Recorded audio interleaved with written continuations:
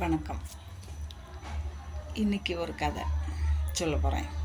எப்படி தெரியுமா? ஒரு ஊரில் ஒரு மனுஷன் இருந்தார். அந்த மனுஷன் பார்த்திங்கன்னா இதே மாதிரி கொஞ்சம் நல்லவரும் கெட்டவரும். இவர் இந்த ஊரில் இருக்கிற எல்லா மனுஷங்கக்கிட்டேயும் கொஞ்சம் ரொம்ப தந்திரமாக எல்லா காரியங்களையும் செய்வார். அதாவது இவருக்கு எது லாபம் கிடைக்கும் அந்த அளவுக்கு மனுஷங்களை அந்த ஊரில் உள்ளவங்கள யூஸ் பண்ணுவார், பயன்படுத்திக்குவார். அப்போ ஒரு நாள் என்னாச்சுன்னா,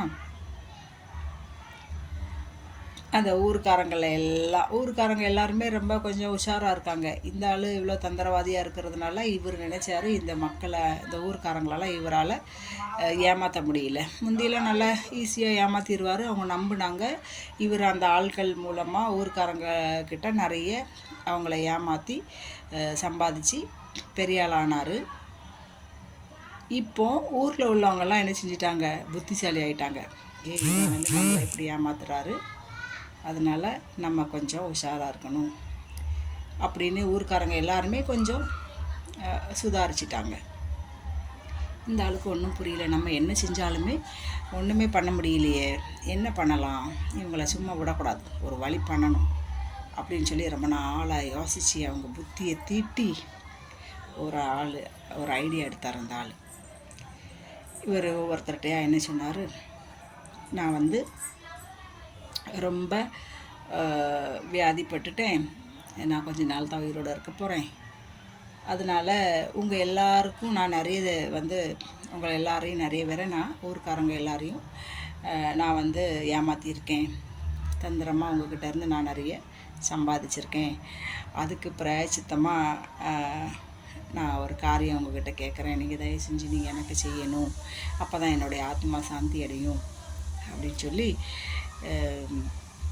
கேட்டாங்க.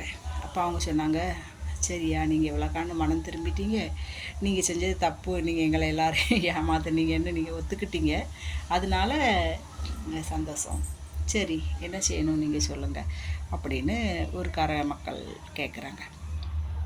அப்போ இவர் சொல்கிறாரு, நான் இருக்க போகிறது ரொம்ப கொஞ்ச நாள் தான், நான் இறந்துருவேன், அதனால் நீங்கள் என்ன பண்ணுங்கள், நான் இறந்துட்டேன்னா நீங்கள் ஊருக்காரங்க எல்லோரும் சேர்ந்து என்ன,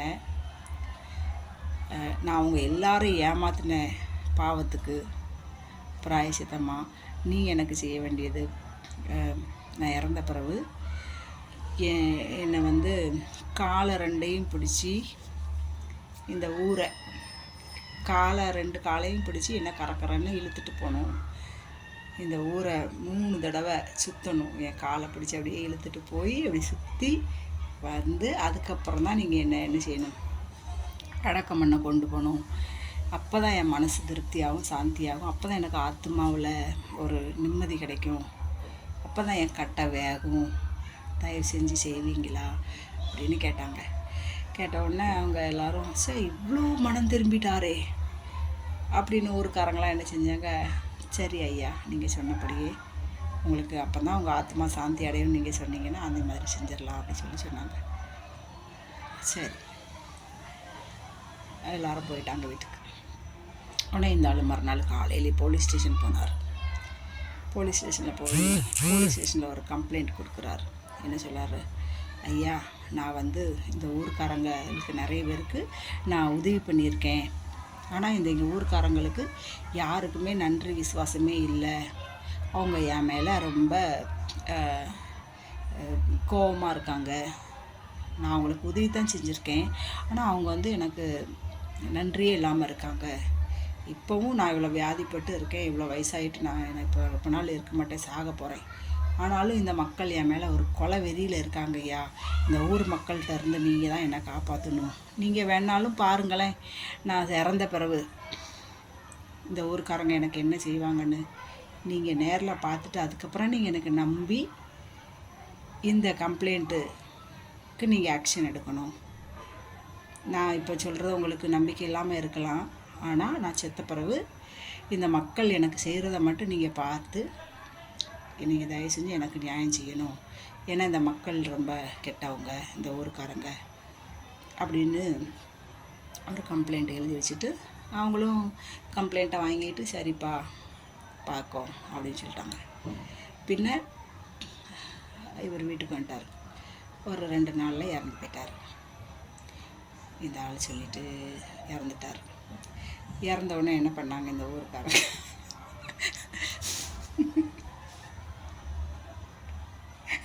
சாரி, இந்த ஊருக்காரங்க என்ன பண்ணாங்க, இந்த ஆள் சொன்னார்ல இறந்த பிறகு காலை கட்டி இழுத்து 3 தடவை சுற்றி வரணும், அப்போ தான் என் ஆத்மா சாந்தி அடையுன்னு சொன்னாங்கல்ல, அதே மாதிரி இந்த ஊருக்காரங்க அவரை காலை 2 காலையும் பிடிச்சி தரன்னு இழுத்துட்டு ஊரை சுற்றுறாங்க. 3 சுற்றிக்கிட்டு இருக்காங்க.